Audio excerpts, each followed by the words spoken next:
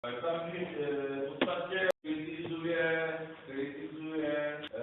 že v podstatě nějakým způsobem musí nějakým způsobem. A navíc tedy, jak oni nějakým způsobem jsou, jaksi to není možné, jaksi nemohou být tam i tam.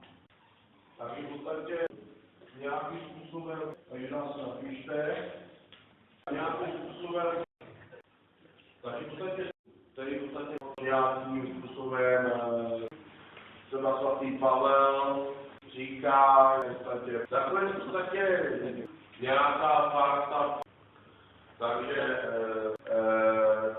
nějaké, tohle si tam říkali, ne? Mají v podstatě a žil v první století před naším Kristem,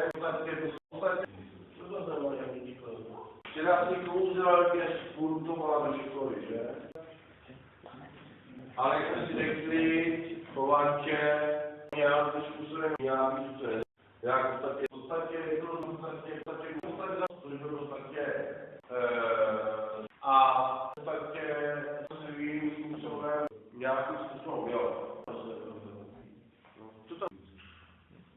Jo, takže v podstatě nějakým způsobem, a je to velice jednoduché, pak v podstatě nějakým způsobem, v podstatě nějakým způsobem, výrazným způsobem, takže v podstatě, že v podstatě chybí kritéria, že lidé nemají kritéria, nemáme v podstatě ani nástroje a nyní v podstatě, proto v podstatě, jak jsem řekl, v podstatě, to je si v podstatě nějakým způsobem, ale to není v podstatě, jak to v podstatě jde.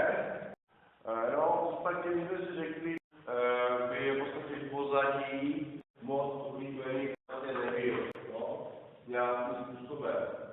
A to v podstatě nějakým způsobem, jak si, takže v podstatě tohle jsou to, no, kdyby v podstatě nějaký kolon, mi to ani neříká, jako, já se musím zajímat, jako, jo. Kde každý v podstatě mohl založit v podstatě rýč, spojkové v podstatě, takže v podstatě máme ukončený helenismus, to je nějakým způsobem, ale aspoň nějakým způsobem, takže v podstatě, ale v podstatě to, takže v podstatě dostáváme se, no, takže vidíme v podstatě, nějakých 5 minut Chovanče, řekneme si teď ještě tedy aspoň něco, takže to je eklekticismus,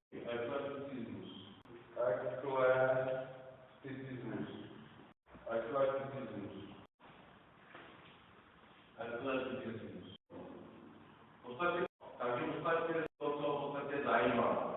To, co lze v podstatě nějakým způsobem spojit, uděláme vzorce, v podstatě on nějakým způsobem vyvolal kontakt s cenou, v podstatě, takže v podstatě nějakým způsobem je v podstatě, když budeme pokračovat. Jak jsem řekl, v podstatě